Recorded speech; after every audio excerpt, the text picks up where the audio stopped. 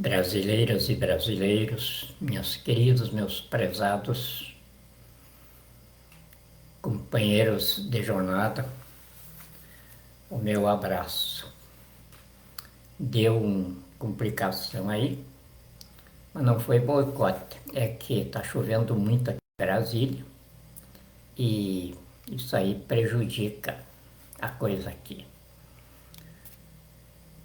É hora do peão prestar conta do dia ao patrão. Hoje, como eu falei, pesado, toda segunda-feira. É um dia pesado, porque segunda-feira no Brasil é dia de descanso. Sábado e domingo a gente bebe, vai pro baile, vai pra boate, namora, se diverte. E aí, é claro, na segunda-feira está imprestável para trabalho. Mas eu já atingi a fase que o meu querido Golbery chamava de juventude confiável, e aí já não tenho mais ânimo para desperdiçar a vida em coisas que não solidificam o meu rastro de existência aqui dentro do sistema solar. Então, depois que a gente chega naquele grau de Sócrates, que a gente tem de dizer para si: eu só sei que nada sei, então a gente se preocupa se correspondeu ao espaço de existência que ocupou no sistema biológico solar. Qual o grau de utilidade que a gente teve para os que vão ficar e os que viveram conosco e os que vão nos suceder. E aí, aquelas coisas da nossa idade de formação de personalidade, é claro que ficam para trás. A não ser o retardamento que a civilização consumista que está aí ocasionou para a espécie humana. Mas eu estou fora disso. Desde que Jesus me intimou para esta tarefa, sob o comando dele, não mais sob o meu comando, fizemos uma dupla. Eu não me lembro mais o nome do filme que tinha. Me parece que eram os dois vadios, um escolhendo no outro. Nenhum tinha para onde ir, nem sabia de onde tinha vindo. Assim é eu e Jesus. Ele, o Filho de Deus, o príncipe do universo, e eu, essa insignificância que ele resolveu carregar nas costas. E aí as coisas ficam um pouco complicadas para mim, porque às vezes eu penso uma coisa, mas Deus pensa outra. E as coisas que ele pensa é no tempo dele, que não tem calendário, não tem tempo. As coisas com ele é tudo agora, já. E é sempre agora, e já não tem o ontem, não tem o passado, é sempre agora. E para nós não é assim. Então essa é a diferença. Mas está indo tudo muito bem. Muito bem. Melhor do que isto, não se poderia desejar, porque aí seria criticar Deus. E Deus a gente não critica. Enquanto agora me veio na cabeça aí, falando em Deus e tal, teve alguém que bolsonarista, porque o bolsonarista ele não contra-argumenta, eles não têm nada o que argumentar, porque não tem cabeça, não tem nada. O negócio deles é só o gestinho com os dedos, dizendo que se resolve com violência. É no tiro ao alvo da motocicleta que ele fez lá em São Paulo no domingo. Essa é a solução que ele trouxe para o Brasil. Como ninguém está afim de um atirar no outro, aqui o governo dele se acabou. Não era governo mesmo, mas era o governo da bandidagem aí. Essa fuliagem toda entre eles. Agora mesmo, o DEM caçou, aliás, expulsou o, o famoso chileno lá das fileiras dele. Brigalhada de bandidos, a gente se diverte. Não tem valor nenhum para a história real do país. Mas vai ficar nos anais da decadência moral da nação. Até onde a nossa nação chegou no apodrecimento da civilização. Há 17 anos, ou seja, 18 anos, está submetida a uma ditadura das piores que a humanidade poderia imaginar. A ditadura de bandidos no poder. A bandidagem ficou superior a todos os valores da civilização brasileira. E aí, ela se submeteu ao banditismo. Doutores voluntariamente transformados, autotransformados em capachos de bandidos, vagabundos, porque o homem, quando não valoriza a sua dignidade humana, na Constituição do Brasil ele não tem mais vida, ele não é mais um vivente, ele é um zumbi. E zumbi vem do inferno. Por causa deste assento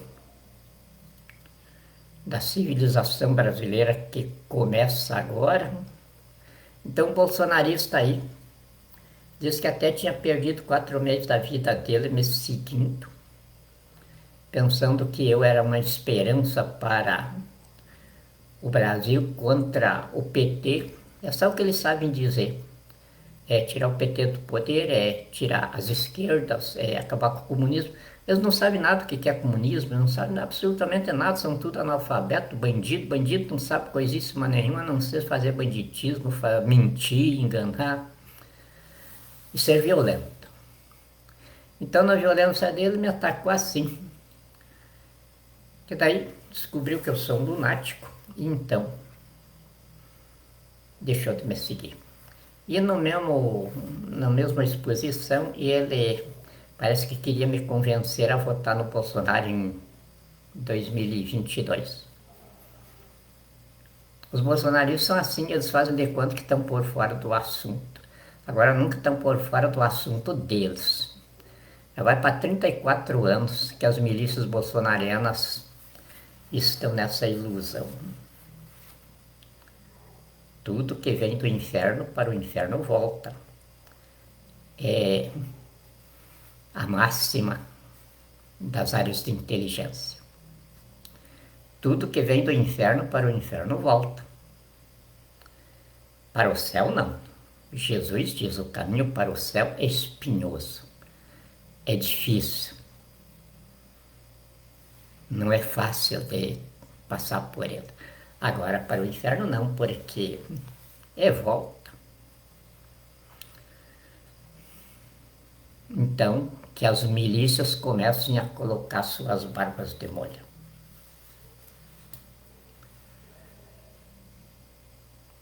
Agora, daqui para frente eu vou repetir sempre, as Forças Armadas de volta ao poder.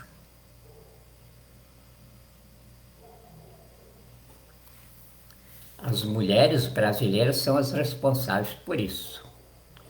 No dia 19 de março de 1964, elas disseram aos chineses que tinham chegado aqui para, junto com João Goulart e Leonardo Brizola e os comunistas chineses daqui, declararem o Brasil uma nação comunista, maoísta, no comício da Central do Brasil. E as mulheres então deram a resposta: aqui não. Esta terra não é de Mao Tse-tung. Esta terra é de Deus. E disseram muito bem, porque era mesmo, foi os portugueses, quando chegaram aqui para colonizá-lo, que entregaram em posse para Deus. E então, as Forças Armadas assumiram o governo do país, não por golpe, não por revolução, por nada. Castelo Branco foi eleito indiretamente como a Constituição da época determinava pelo Congresso Nacional, com 361 votos contra 71, com 71 abstenções. E foi empossado no cargo pelo Congresso Nacional. Não houve nenhum ato declaratório de revolução, de rompimento militar com as instituições do país, não houve nada disso. Os militares simplesmente estavam expostos como lhes competia na época, verificando o que estava acontecendo no terreno. E as instituições tentando resolver uma crise terrível que Jânio Quadros tinha criado. Grandes políticos da época, Mauro de Andrada Moura, nos merece muito respeito pelo equilíbrio e a hombridade que ele teve em meio daquela crise. Foi o homem que restou no meio daquela fogueira na presidência do Congresso Nacional. E agiu com cautela, agiu como um verdadeiro magistrado. Dia 29 de março, o então presidente João Goulart sumiu de Brasília. Auro de Moura Andrade pediu informação ao Congresso e o chefe da Casa Civil respondeu que de fato ele não estava em Brasília. Estava no Rio Grande do Sul arregimentando tropas para apoio do seu governo. Ele estava com aquele governo das reformas de base. Mas verificado no Rio Grande do Sul, foi constatado que ele era na sua fazenda no Uruguai. Então, dia 2 de abril, o Congresso Nacional deu posse para o deputado federal Ranieri Mazzilli na presidência da República, como a Constituição determinava. E no dia 11 de março, então, elegeram, por votação colegial, como a Constituição determinava, o presidente, o Marechal Castelo Branco para presidente do país para cumprir o final de mandato de Jânio Quadros. Aí eclodiu a revolução no Brasil, a revolução marxista terrorista.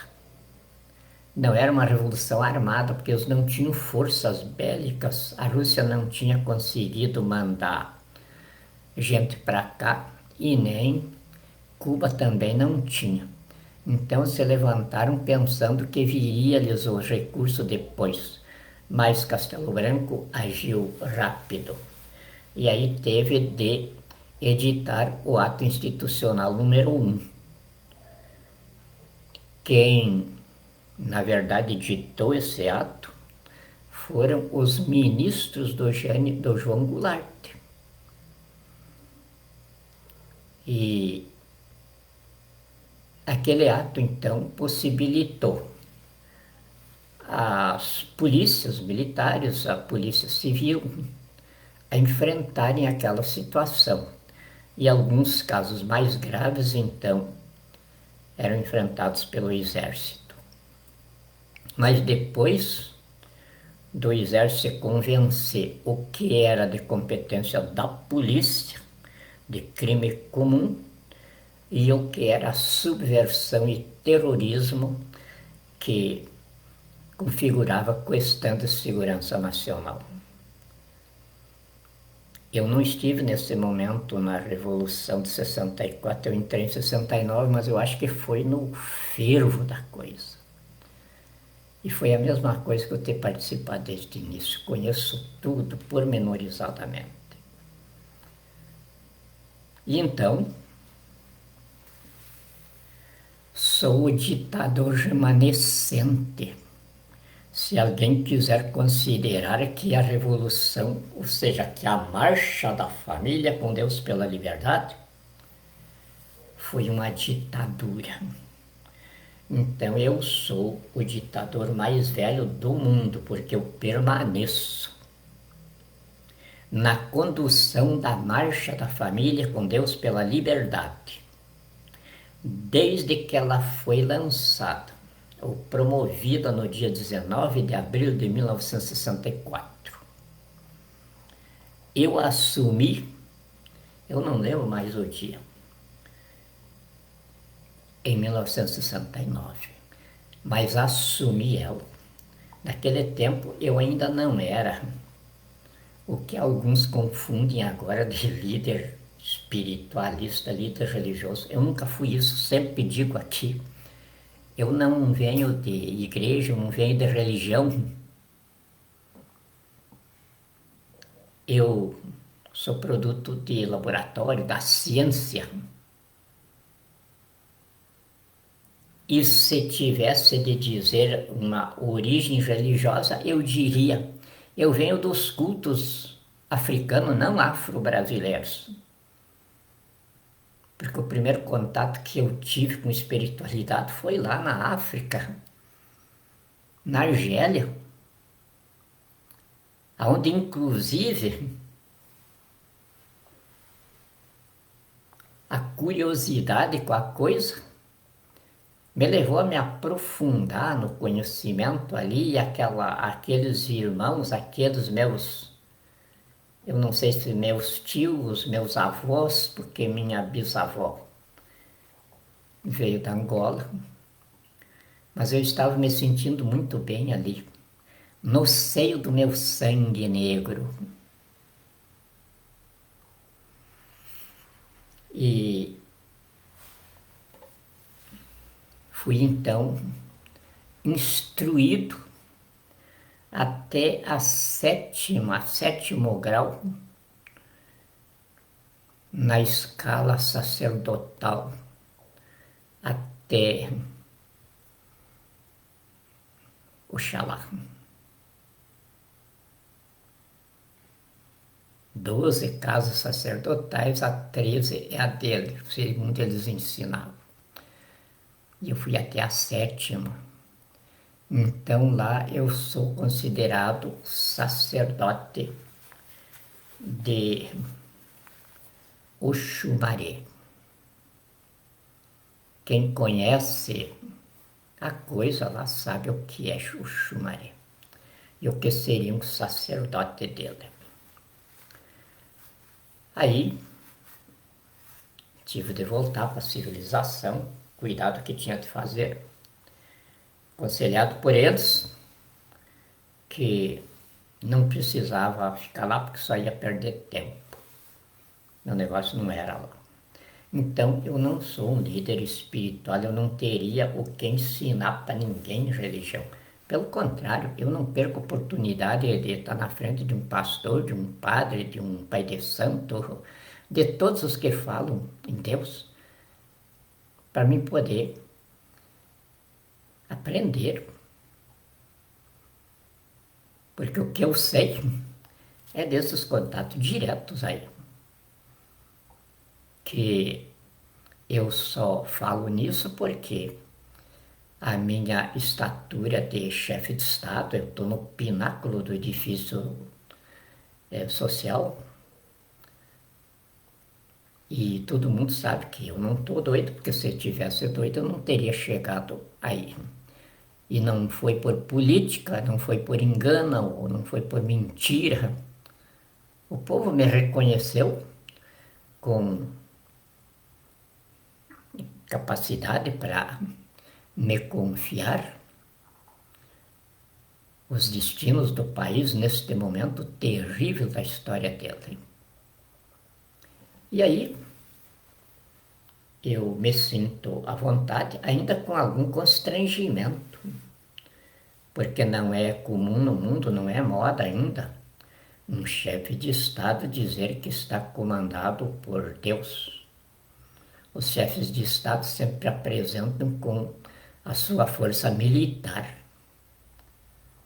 Mas eu fico à vontade porque a minha força militar também, em 99%, eu acredito 100%, todas elas não se escandalizam de eu ser o comandante supremo e a autoridade suprema delas. Temos pastores, oficiais no exército, na aeronáutica,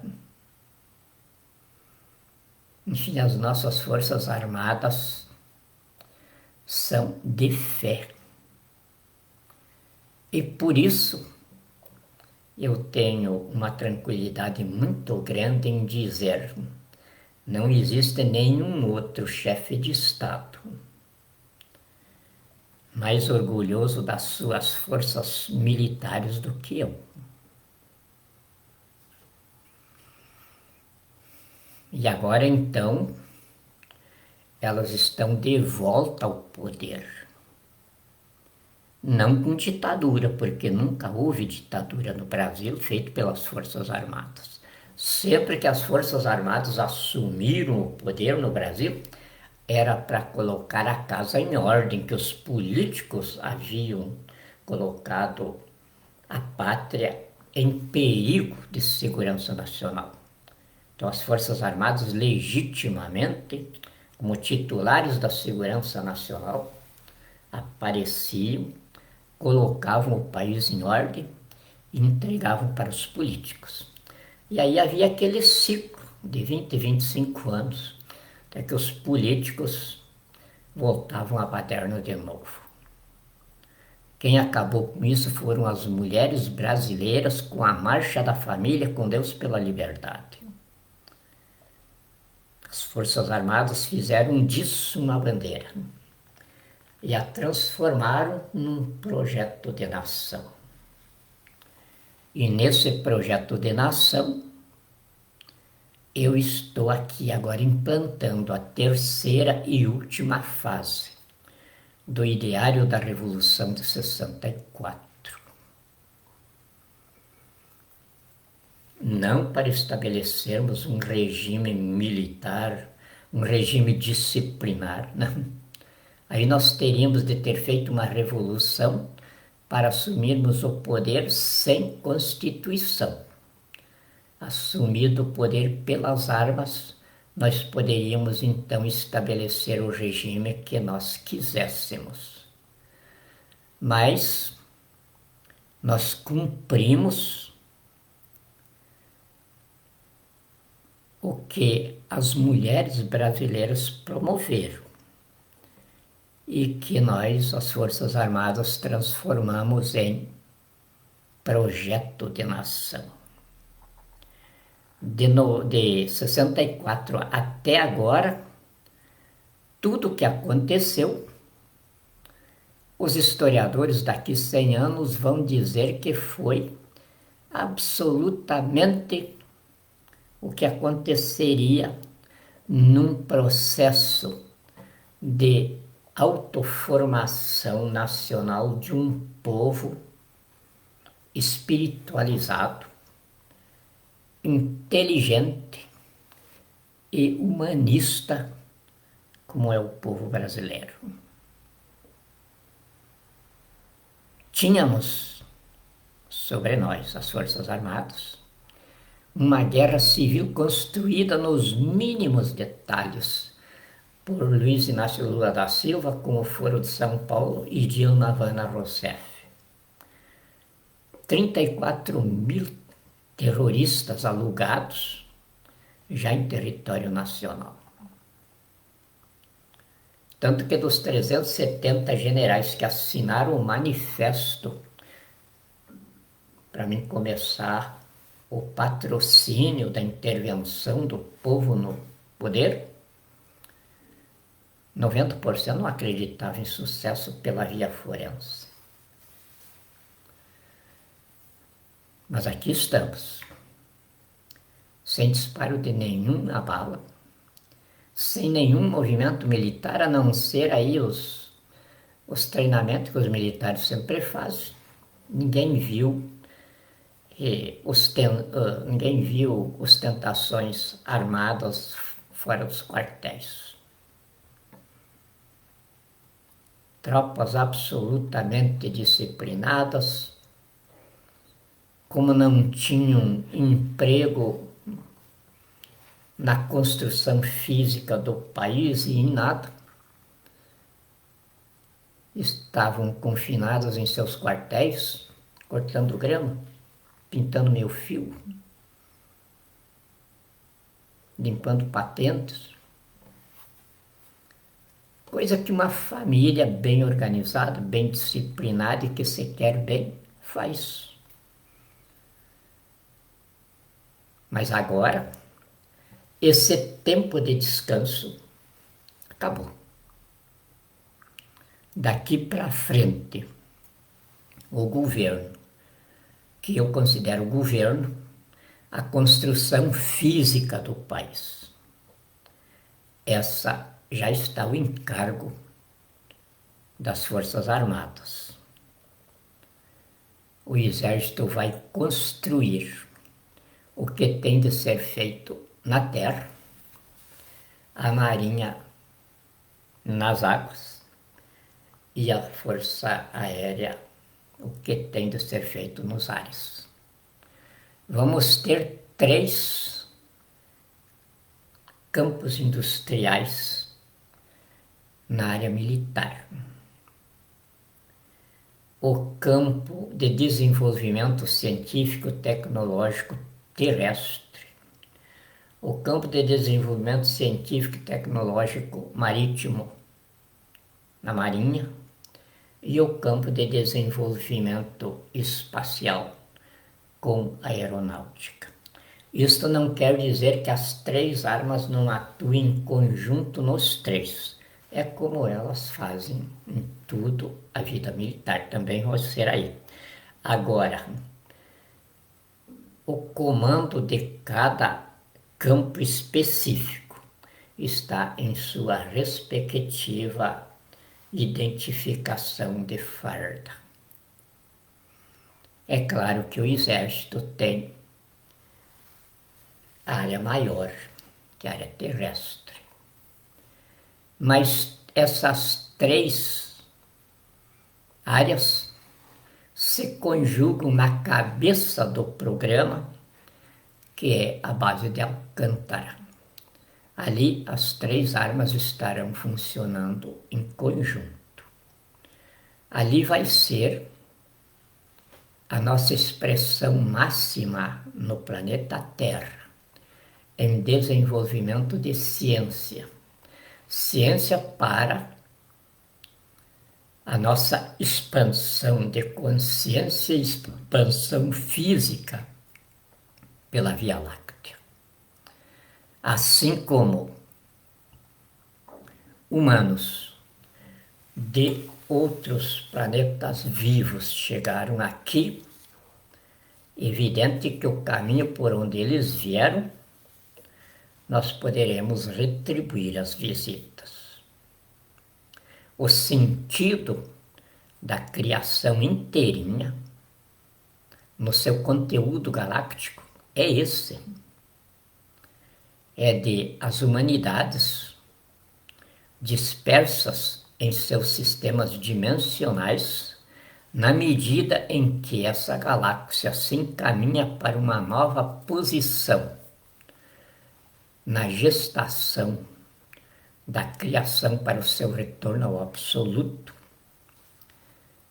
essas humanidades se transformam numa humanidade galáctica única. Não mais a pessoa que chega aqui na Terra de outro planeta é um ET, é uma coisa engraçada. Não. Chega aqui simplesmente é um visitante. Como quando nós começarmos a retribuir isso. E ninguém me informou ainda, mas eu tenho a impressão de que nós aqui, os terráqueos, nós somos os últimos no caminho do desenvolvimento que a Via Láctea está encerrando. Todas as outras povoações no seu seio estão todas praticamente irmanadas em grau de desenvolvimento, progresso e qualidade de vida. Tanto que vem aqui, tem 19 naves circulando o planeta Terra. E se não fosse esse socorro, não tinha mais ninguém de nós aqui vivo, já tinha morrido tudo. Pensem, a atmosfera terrestre tem só 21% de oxigênio para manter o sistema biológico solar. 20% nós já saturamos de poluição. É claro que o nosso organismo são os dois organismos biológicos mais velhos do mundo, porque se adaptam ao meio, é a barata e o ser humano. As nossas crianças, elas nascem com um organismo adaptado para o meio em que elas vão viver. Mas acontece o seguinte, a vida vai reduzindo. A natureza nos criou aqui para nós começarmos o nosso declínio para a desencarnação aos 130 anos.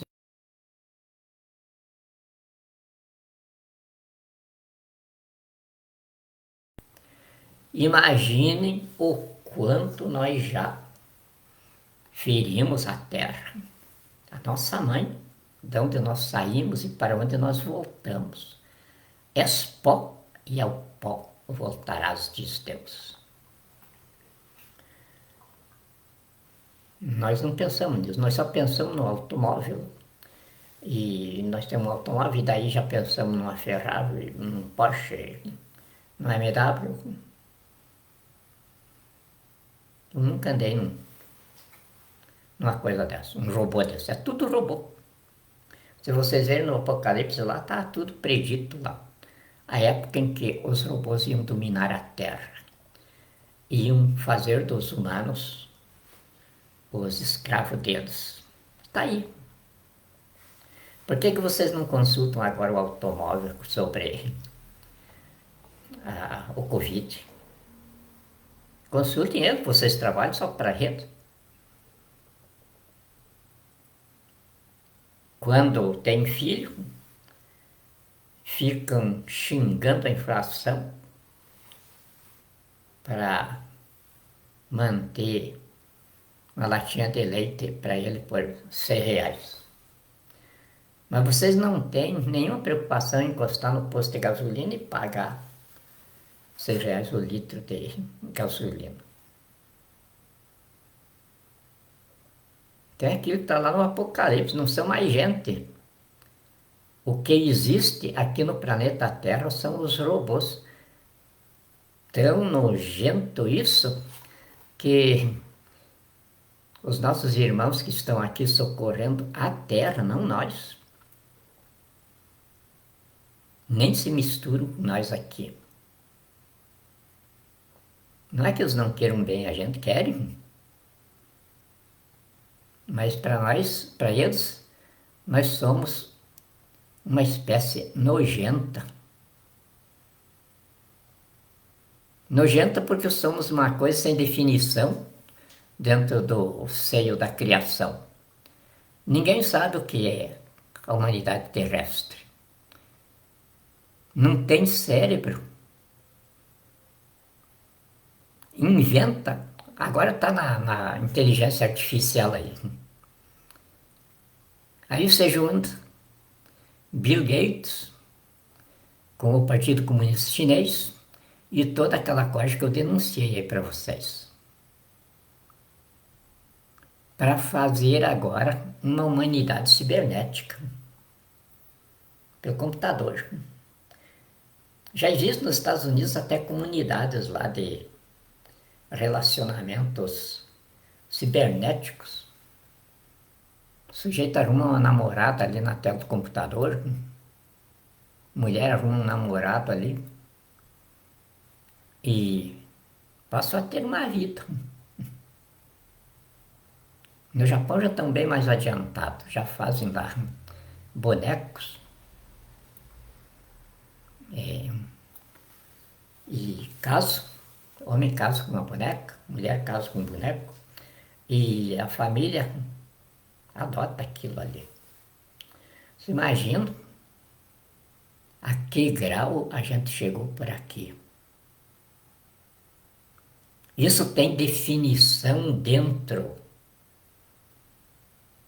da criação espiritualizada de Deus no universo?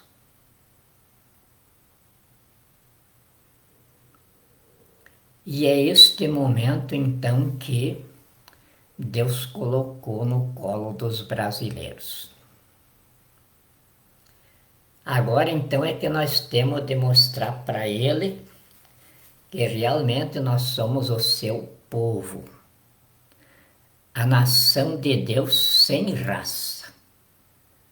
sem raça própria, mas com uma originalidade racial no mundo inteiro como uma metástase cancerígena. Isso nos faz o núcleo responsável por toda essa metástase. E Deus não nos colocou na tarefa sem primeiro nos suprir de todos os recursos. Sabendo que nós não tínhamos um desenvolvimento militar para esse gigantismo. Ainda estamos nos movendo no lamaçal do colonialismo subdesenvolvido paternalizado. Então, o que ele fez? Ele nos revela um tesouro de riqueza infungível, só do que nós calculamos, 1,2 trilhões. Os engenheiros de finanças que nos assistem nesses cálculos nos dizem que isso aí é lastro para sustentar a economia do mundo pelos próximos 50.000 anos, dentro dos índices que nós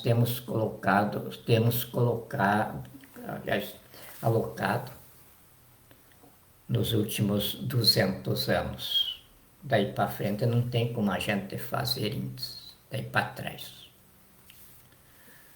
mas pelos índices que nós temos dentro desses últimos 200 anos, esta riqueza que Deus nos colocou para, com ela, começarmos essa tarefa, sustenta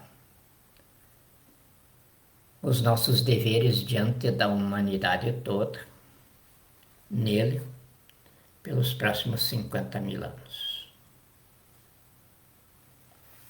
Então nós não temos do que nos queixar. De 2003 para cá, mais de 12 milhões de pessoas foram assassinadas aqui pelo projeto de poder do PT de comunizar o Brasil em 22 anos, pelo roubo do país, massacre da nação e destruição da pátria, através do crime organizado no governo, operado por gangues políticas e regido por corporações terroristas. Substituíram a Constituição para isso por bandidos escondidos atrás da toga, entre os quais Jair Messias Bolsonaro teve o seu único projetinho de lei aprovado em 28 anos de legislador pelos seus companheiros do PT, do projeto de poder do PT. Para bandidos escondidos atrás da toga manterem o sistema de conchavos, de cambalachos, propinas e subornos como um sistema de poder. E a corrupção e o roubo repartido entre as gangues e quadrilhas como forma de governo. E aí estou eu, só com os ossos para lamber. Nem eles mais não estão imprimindo dinheiro. Jair Bolsonaro já começou a fazer suas manifestações aí em favor dele mesmo. Então ele está provando para as milícias que não tem mais intromissão nenhuma no poder. Está fora.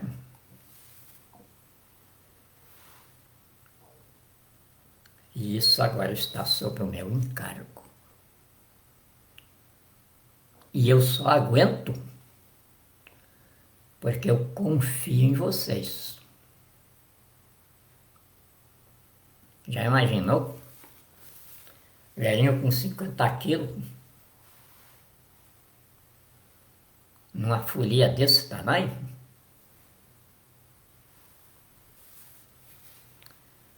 Mas se a coisa veio no meu colo, tenham certeza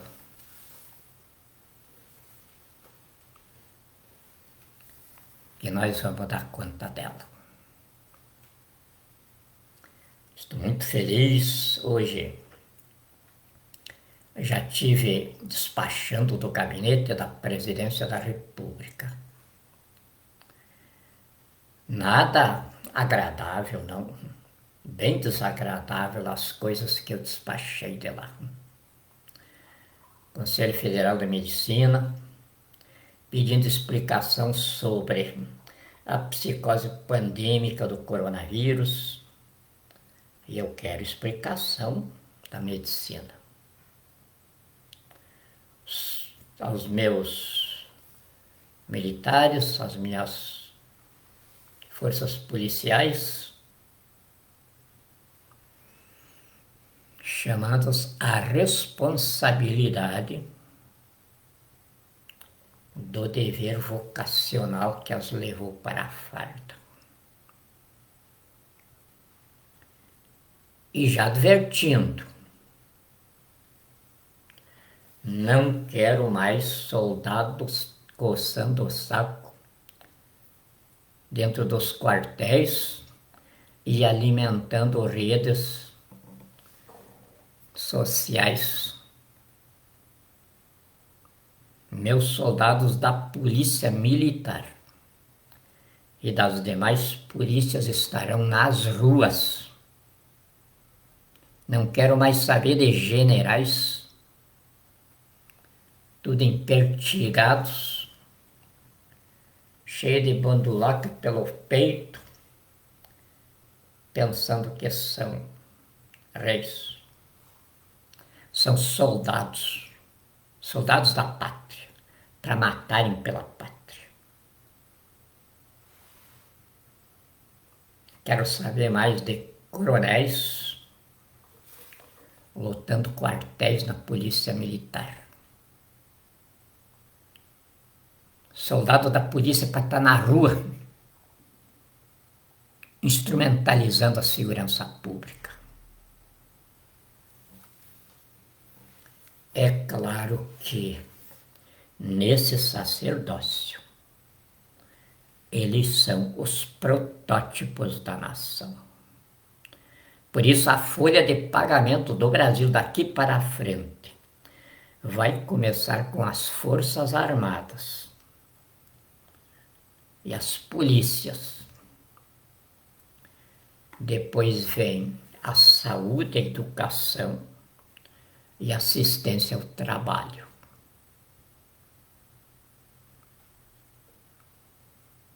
Os salários por excelência serão dos militares.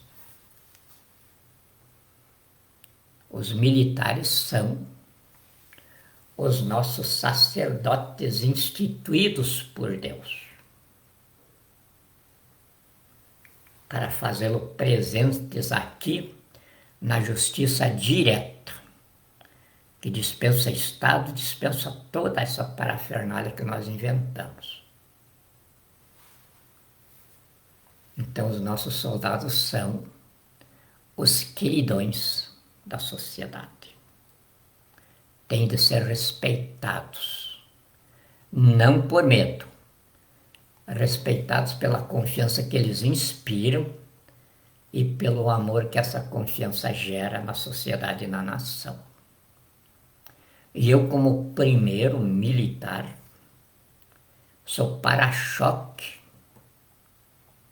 das Forças Armadas, das nossas polícias, então eu tenho de ser aquilo que digo.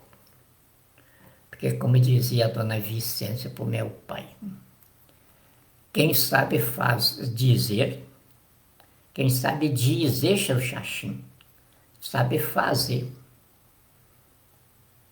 Era o jeito dela colocar as diferenças entre o meu pai, que prosperava em tudo, e o seu Bernardo, o marido dela, que não prosperava em nada. Então ele não sabia dizer como o seu Xaxim, não sabia fazer que nem o seu Xaxim também. E assim também, Bolsonaro não sabe dizer como eu, imortal, acadêmico, escritor, poeta. Ele também não sabe fazer. O poeta tem sensibilidade para ver o que tem de ser feito, o que tem de ser preservado, o que tem de ser engrandecido. Essa é a alma do poeta.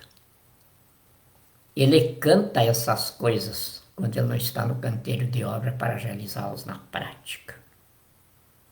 Então hoje, o governo do meu país, para mim, é o meu grande poema que eu penso deixar de rastro da minha existência aqui como poeta. A magistratura de Estado, a chefia de Estado, o Comando supremo e autoridade suprema das minhas Forças Armadas. É o meu encanto literário, como escritor, como imortal das letras, que eu tenho a obrigação de registrar para as gerações futuras, no encargo que a minha querida nação me confiou.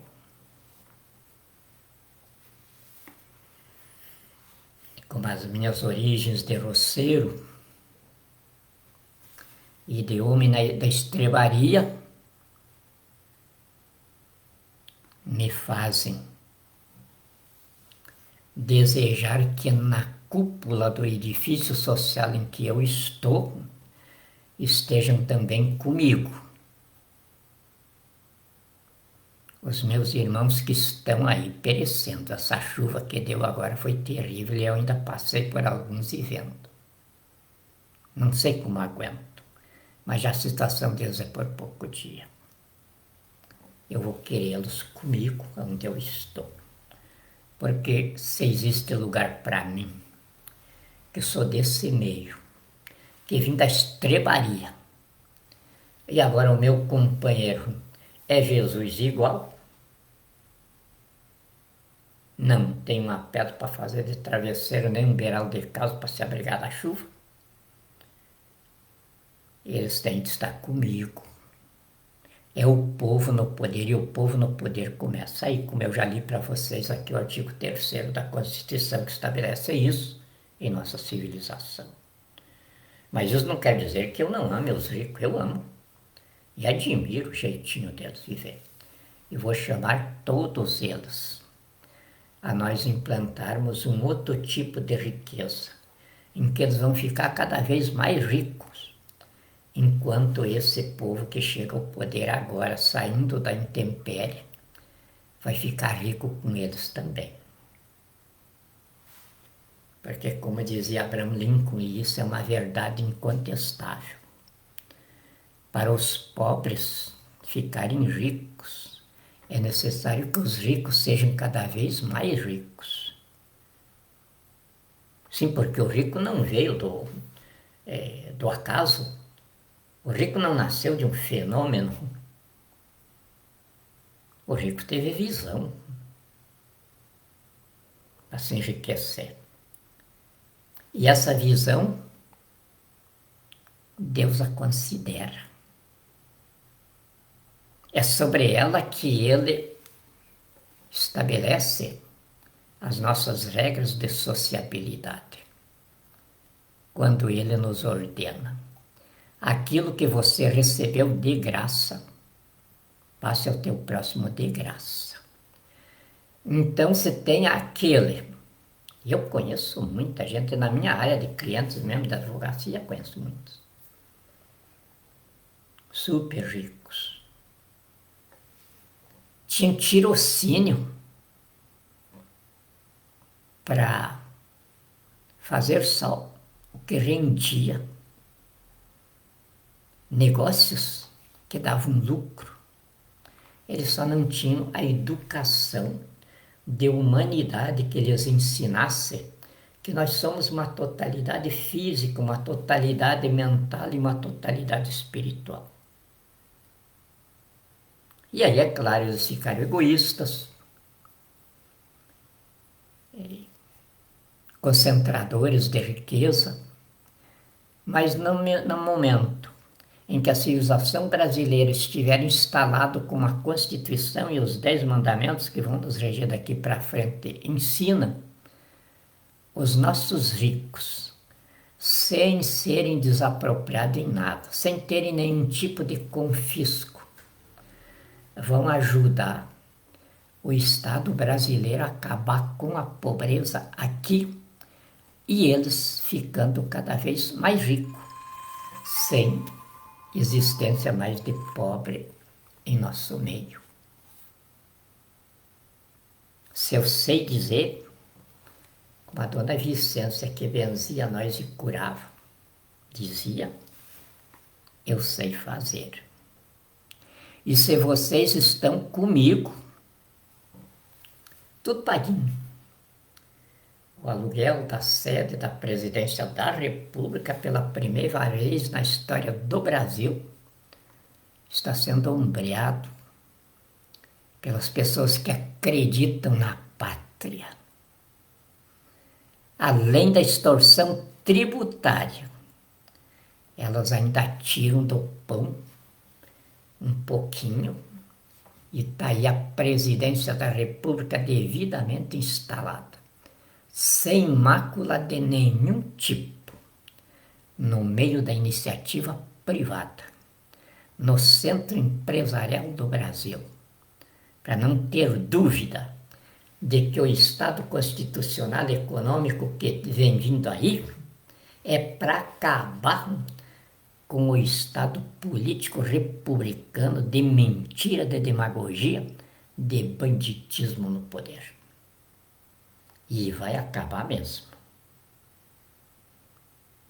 Eu sou o ditador mais velho da face da terra. Não venho de partido político. E nem de nenhum tipo de ideologia. Eu venho da Marcha da Família com Deus pela Liberdade, que surgiu espontaneamente do seio do povo brasileiro, que não podia ser outro, senão as mulheres brasileiras. As mulheres brasileiras que está aqui a foto.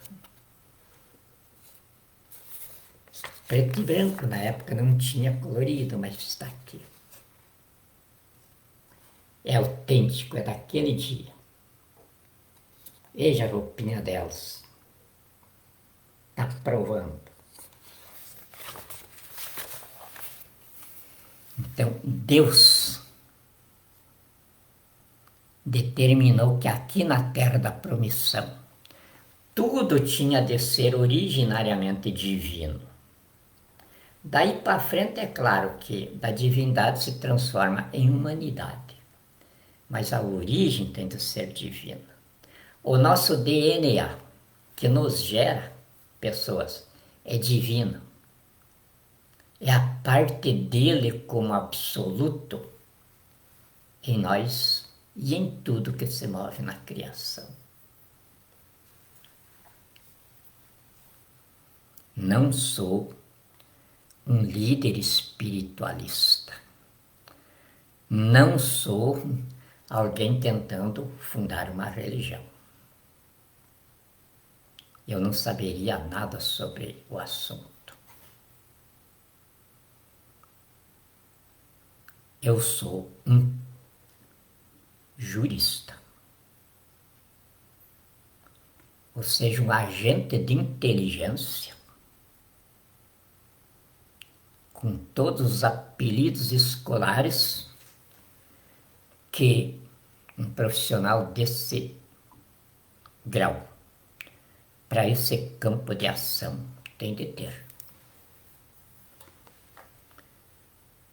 Na chefia do Estado tenho meu amigo, lá na Rússia, saído também do mesmo grupo. Então, eu estou instalando o país com as minhas forças armadas, dentro do assunto que nós, militares, dominamos. E provamos isso pelas vezes que tivemos no governo deste país. Enquanto colocávamos a casa em ordem, dávamos ao país um alento de desenvolvimento que ele deveria seguir, mas os políticos acabavam com tudo. Agora, a terceira fase do ideário da Revolução 64, ou seja, o projeto de nação, tem 100 anos de duração. Assentado sobre a Constituição que as Forças Armadas em missão que eu desempenhei na Assembleia Nacional Constituinte, ajudaram a redigir.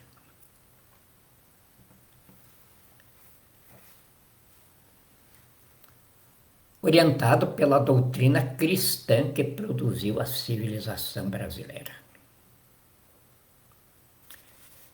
Então não tem nada de regime ditatorial, não tem comunismo, não tem ismo nem. É o Estado democrático de direito instituído pela Constituição.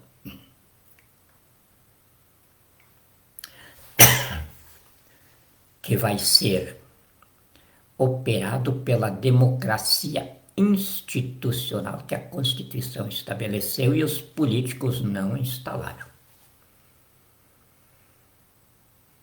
É a verdadeira democracia, que não tem corrupção, porque não tem como se gerar corrupção dentro dela. Essa democracia que está começando, não com um presidente plenipotenciário da República, mas com dos 8 que compõem o parlamento governamental.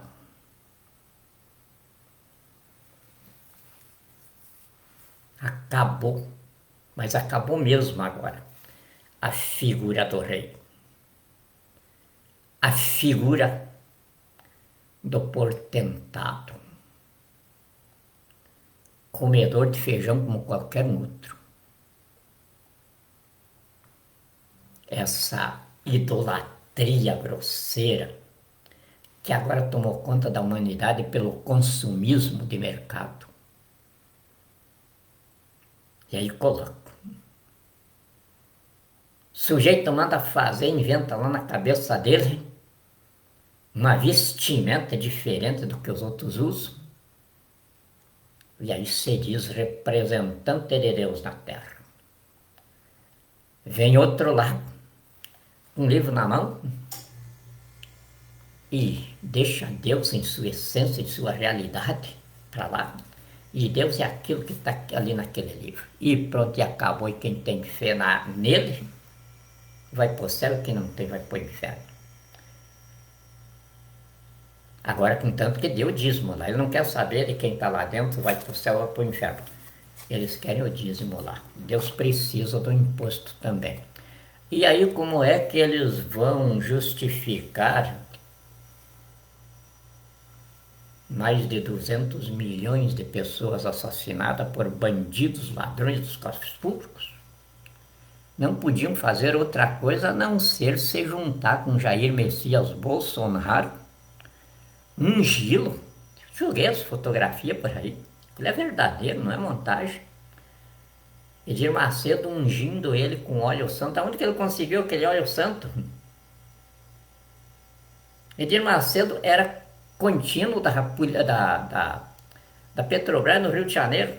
Trabalhava no gabinete da minha querida Iraci. Faleceu há pouco tempo. Levar carta no correio, fazer serviço bancário. De repente encontrou os mormons. E aí pediu para a dona Araci comprar uma Bíblia para ele, ela comprou, e ali começou então o homem de Deus que está aí agora ungindo com óleo santo. Esse homem de Deus toma banho em banheiras de uva. Tem uma mansão na Argentina com um helicóptero lá no terraço, vocês nem imaginam. A Justiça de São Paulo chegou a criar uma vara lá só para as ações de fiéis contra a organização dele. E aí são os outros da milícia bolsonariana. Todos do mesmo jeito. É o meu povo aí, a minha nação. Eu estou falando porque eu estou falando aqui como pai no meio da família. Falando para cada filho o que cada um é.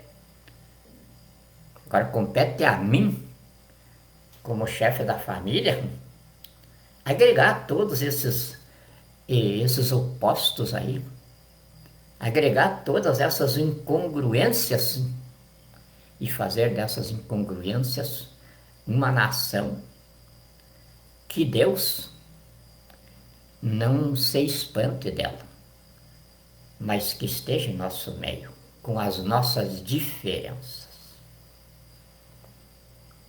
Jamais vou criar qualquer caso contra Edir Macedo, contra os evangélicos. Jamais.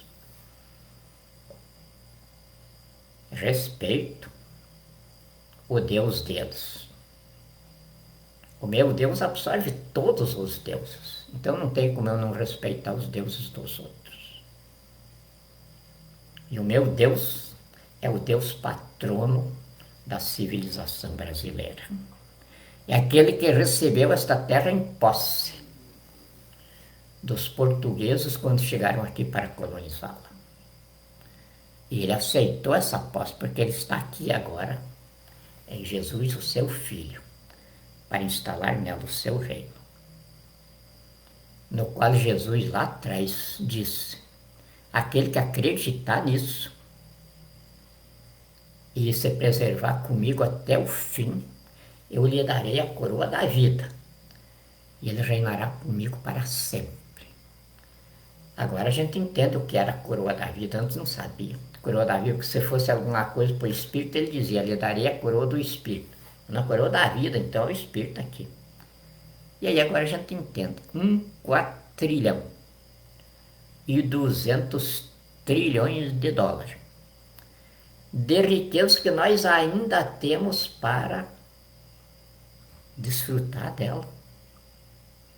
E nós fizemos um levantamento aqui só no ajustamento do Brasil. A sua serventia de Estado, nós nem precisava para a nossa recuperação econômica, e nós ficar todo mundo rico, é que nós nem precisava dessa riqueza desse tamanho. Só com o que nós vamos economizar da política no Brasil, daria para nós voltar, porque já há tempos atrás os cientistas já calculavam isso, que o Brasil estava reduzido a 1/3 do seu potencial financeiro. E agora nós constatamos que é mesmo.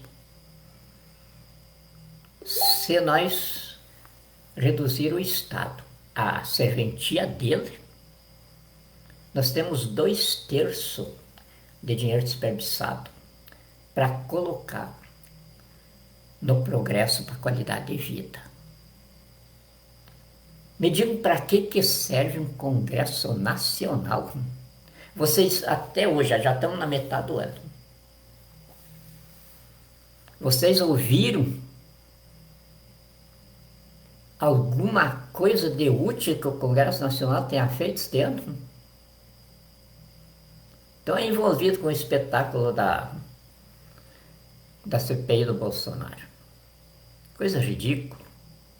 Homem de vergonha não se meteria nisso. Mas o que está lá não tem vergonha nenhuma, porque são tudo bandidos, cafajestes, vagabundos, cachorros sem vergonhas, ladrão da pior espécie.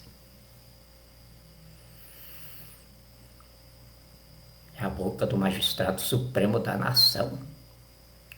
Não é largando cobras e lagartos. É dizendo que vocês são o ninho de cobras e lagartos, e eu tenho de identificá-los porque vocês são. Eu também não estou dizendo que vou matá-los, e nem que vou expulsá-los aqui do Brasil. Vocês fazem parte desta nação da qual eu sou chefe, e compete a mim encaminhar vocês para algum lugar onde vocês sejam úteis, pelo menos para si próprios. Porque o que vocês roubaram dos cofres públicos, para os cofres públicos vai voltar tudo. Mas nós temos a colonização da Amazônia, o projeto Amazônia, e lá vai caber toda a população que vai ficar desocupada no Brasil. Não para sofrerem lá dentro, não. É um projeto muito bem organizado. E se vocês quiserem abraçar a profissão de produzir alimento, de produzir riqueza para a humanidade, eu tenho certeza que vocês vão me abençoar. Mas agora, neste momento, em que eu estou aqui como o chefe de casa que sumiu uns tempos, e daí volta e encontra a família do jeito que está a minha aqui agora. Então, se eu amo os meus filhos, se eu amo a minha família, eu tenho de ser um pai sincero.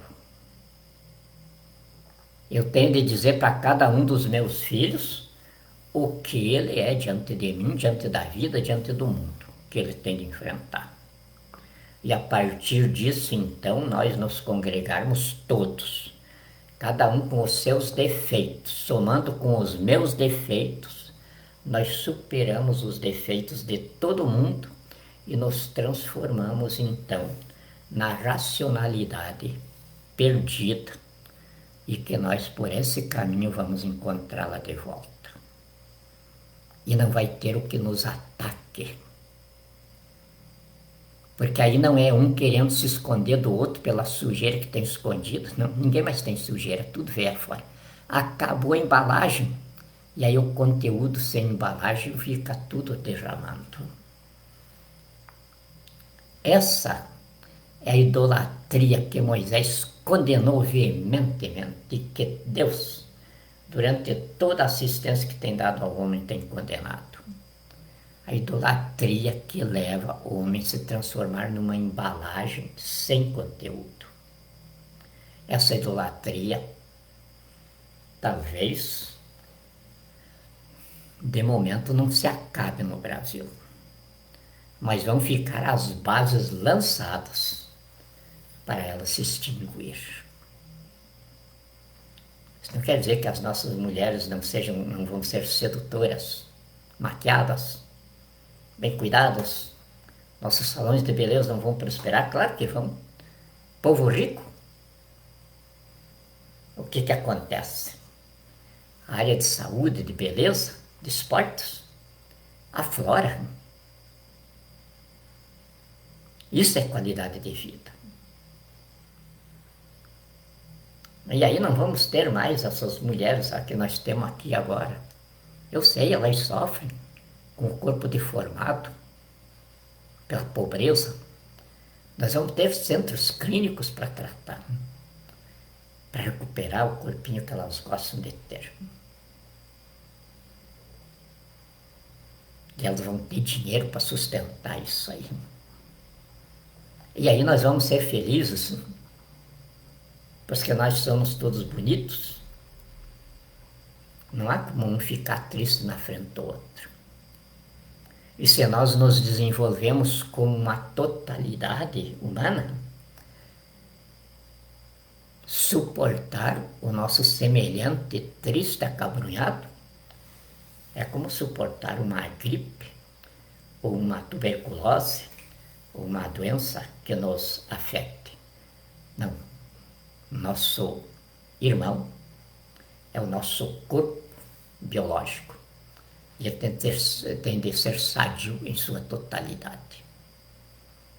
E aí, a nossa necessidade de estar sempre sorrindo e cantando a vida nos leva a esse zelo para com o semelhante. E eu não estou tergiversando, eu estou sendo a prova disso. Eu estaria aqui se não fosse essas pessoas que se agregaram a mim e estão me sustentando e estão tirando a pátria agora das garras da China. Está tudo pago aí. Aluguel dos cômodos para a presidência da República, que não vai mais ser ali no Palácio do Planalto. Não vai, aquilo ali eu vou transformar, já está tudo feito aí, o que vai ser feito aquilo ali. As minhas mulheres brasileiras, e os meus homens brasileiros, produto dessas mulheres, pagam tudo. Me dão de comer, me dão de vestir. Que vocês estão vendo aqui de indumentária. Só o que vocês não me deram é o bonezinho aqui. Deve ter uns 60 anos isso aí. Não, acho que tem 80, deve ter uns 50. O resto tudo é vocês que me suprem. E se vocês já têm essa consciência de corpo agora, eu acho que já começamos mostrando para Deus que nós entendemos o ensinamento dele. Estamos começando a gerar o nosso corpo de nação. Ou seja, o nosso projeto de nação que nós militares instalamos em 64 começou agora a ter corpo com nós, vocês, com as Forças Armadas, dentro da Constituição. Estamos gerando, estamos ainda na fase embrionária, estamos ainda no embrião, mas o mundo já está vendo esse embrião. De onde vai nascer um povo diferente dos povos que existiam até agora. Um povo recuperando a espiritualidade da espécie humana. Eu não sou um chefe religioso. Eu não sou um chefe espiritualista.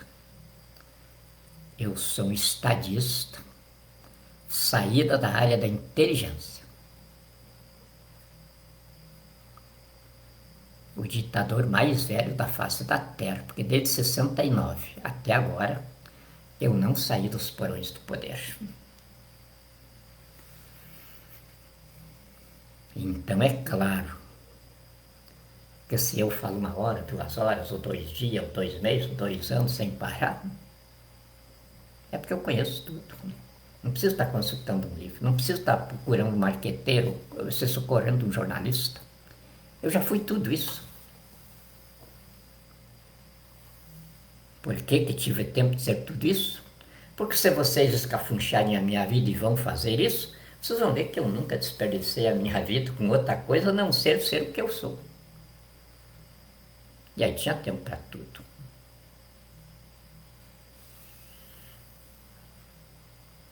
Então, agora só mais um aviso. Nós tínhamos combinado com o meu querido, saudoso companheiro, o general de exército, Geraldo Antônio Mioto, que o discurso para este momento em que nós íamos encerrar para a nação e para o mundo a nossa história de 1500 até agora e estabelecer agora o nosso projeto de nação, era ele que ia pronunciar. Mas ele não está mais entre nós. Então está sob o meu encargo isso. Tenho a impressão que na próxima quarta-feira o vídeo vai ser esse pronunciamento. Não na prosa como a gente faz aqui, porque esse pronunciamento é documento de Estado em todos os foros mundiais. Então eu vou ler ele para vocês, porque ele vai ser impresso também e distribuído com o convite para os 210 milhões de brasileiros visitarem a sede da Presidência da República do Brasil, que começa agora. Não tem mais cerca. Vou mandar tirar toda essa tranqueira no Brasil inteiro. As quadrilhas que exploram isso vão ter de achar o que fazer mais útil porque dentro da vida pública do país eu não vou admitir alguém com medo do povo. Eu tenho 80 anos de vida junto com o meu povo. Os atentados que eu sofri não foi do povo, foi da bandidagem que se protege assim no poder. Não vai ter mais um muro, não vai ter mais uma cerca, nem nada. Eu nasci em casa sem tramela. Eu quero envelhecer vendo o meu mundo ressuscitado, com aquele povo feliz e alegre de volta. Deus nos abençoe e nos guarde. Desculpem pelo tanto que eu converso, mas eu sou tão apaixonado por vocês que quando eu começo a conversar, eu imagino vocês todos à minha volta e a minha conversa é o jeito de eu dar aquele beijinho na testa de cada um, para mostrar o quanto eu vos quero. Só que eu não morro por nenhum de vocês. Eu mato por vocês. Deus nos guarde.